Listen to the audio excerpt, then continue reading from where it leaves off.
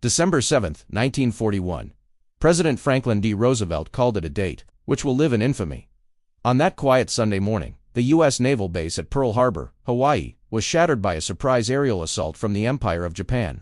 In just 90 minutes, a devastating attack would claim over 2,400 American lives, wound 1,200 more, and cripple the U.S. Pacific Fleet.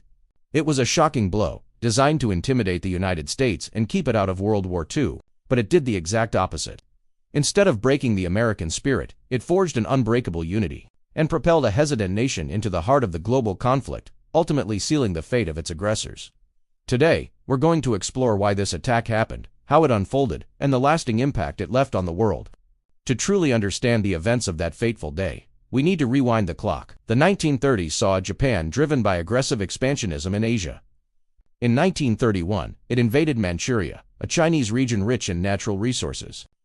By 1937, this escalated into a full-scale invasion of China, marked by horrific events like the Nanjing Massacre. The United States, along with other Western nations, condemned Japan's actions, but condemnation wasn't enough. Economic sanctions followed, cutting off Japan's access to steel, and most critically, oil. Japan's war machine was almost entirely dependent on imported oil to fuel its military ambitions. The sanctions were a chokehold. Faced with this economic pressure, Japan's leaders saw a crossroads. They could either retreat from their conquests or escalate the conflict to secure the resources they needed. They chose escalation. Their new target was Southeast Asia, rich in oil and rubber. But standing in their way was the United States Pacific Fleet, a formidable naval force based at Pearl Harbor. To Japan's strategists, this fleet was the primary obstacle to their dream of dominating Asia. Enter Admiral Isoroku Yamamoto, the brilliant commander of Japan's combined fleet and the architect of the Pearl Harbor attack. Yamamoto believed that a swift, devastating surprise attack could neutralize the U.S. fleet. This would buy Japan the crucial time it needed, a window of about 6 months to conquer Southeast Asia and establish a powerful defensive perimeter. He famously warned his superiors, "I can run wild for 6 months. After that, I have no expectation of success." But Japan's military leadership, underestimating America's industrial power and national resolve, dismissed his concerns. They believed a single, knockout blow would leave the U.S. too weak and divided to fight a prolonged war. They were disastrously wrong. The planning for the attack was a masterclass in secrecy and precision. A powerful strike force was assembled, centered around 6 aircraft carriers, the Akagi, Kaga-Soryu, Hiru Shokaku, and Zu. Accompanied by battleships, cruisers, and destroyers, this fleet set sail from Japan on November 26, 1941. Maintaining strict radio silence and navigating a remote northern route, they slipped through the vast Pacific, completely undetected by U.S. intelligence. On board were 423 aircraft, a lethal mix of torpedo bombers, dive bombers, and fighters, all poised to strike. Meanwhile, on the morning of December 7, Pearl Harbor was waking up to a peaceful Sunday. Many sailors and soldiers were on leave, enjoying their weekend, some even attending church services. Although U.S. intelligence had intercepted Japanese communications hinting at an impending attack, crucial details were missing. They didn't know where, and they didn't know when. A new radar station on Oahu did detect a large group of incoming aircraft, but it was dismissed by an inexperienced officer who assumed it was a flight of American B-17 bombers scheduled to arrive that morning. The warnings were there, but the dots were not connected. At 6:00 a.m., Hawaii time, the first wave of 183 Japanese planes took off from their carriers, just 230 miles north of Oahu. They flew in under a blanket of radio silence. Then, at 7:48 a.m., the skies over Pearl Harbor erupted in chaos. The first Japanese plane screamed down from the heavens. The attack had begun. The initial assault was focused and brutal. Torpedo bombers flew low and fast, targeting the massive battleships moored in a neat line along Ford Island, an area known as Battleship Row. Simultaneously, dive bombers rained destruction upon the airfields at Hickam, Wheeler, and UA, ensuring that American planes couldn't get off the ground to fight back. The response on the ground was slow and confused. Ammunition lockers were locked, anti-aircraft guns were unmanned, and a sense of disbelief turned to horror. The most catastrophic moment came when the battleship USS Arizona was struck by a 1,800-pound armor-piercing bomb. The bomb penetrated its decks and ignited the forward ammunition magazine. The resulting explosion was colossal, a fireball that tore the mighty ship in half. The Arizona sank in less than 9 minutes, entombing 1,177 of its crew members inside nearly half of the total casualties of the entire attack. It was the single greatest loss of life in American naval history. At 8:55 a.m., the second wave of 170 Japanese aircraft arrived to finish the job. They targeted the ships and facilities that had survived the first onslaught.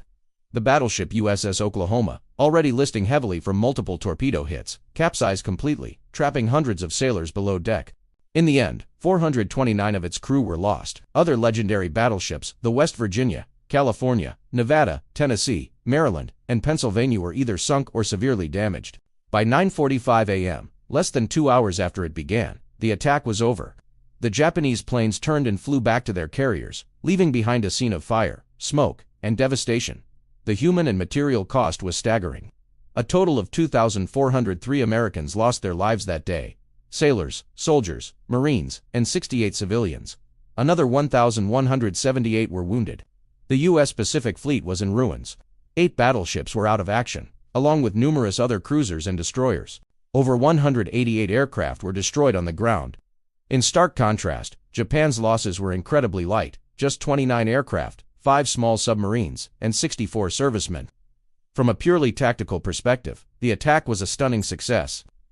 The news spread across America like a shockwave. The next day, December 8th, President Roosevelt stood before a joint session of Congress. His voice, steady and firm, echoed through the chamber and across the nation via radio. He declared December 7, 1941, a date which will live in infamy, and condemned Japan for its unprovoked and dastardly attack. He asked Congress for a declaration of war. The vote was nearly unanimous, with only one single dissenting voice.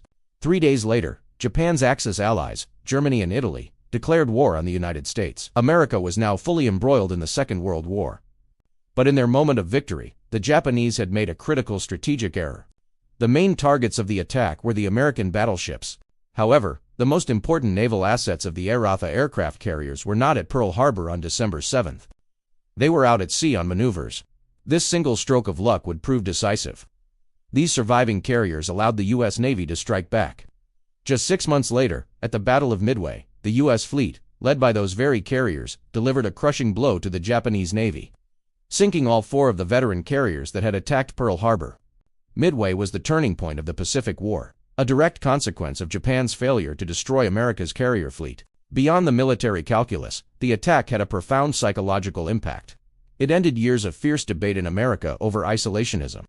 Overnight, the nation was united with a singular purpose and a burning resolve. A wave of patriotism swept the country as millions of Americans enlisted in the armed forces and industries pivoted to war production, unleashing the sleeping giant that Admiral Yamamoto had feared. Today, the waters of Pearl Harbor are calm again. The USS Arizona Memorial, a serene white structure, floats above the sunken hull of the battleship, a tomb for the brave men who remain within. It stands as a solemn tribute and a powerful reminder of the events of that day. Each year, visitors from all over the world come to pay their respects, to learn, and to remember. The attack on Pearl Harbor was a national tragedy, a moment of profound loss, but it also became a catalyst that awakened a nation, reshaped the course of history, and ultimately demonstrated that the spirit of freedom, when attacked, can rise with astonishing strength. It teaches us a timeless lesson, that peace is precious, vigilance is necessary, and freedom is always worth defending.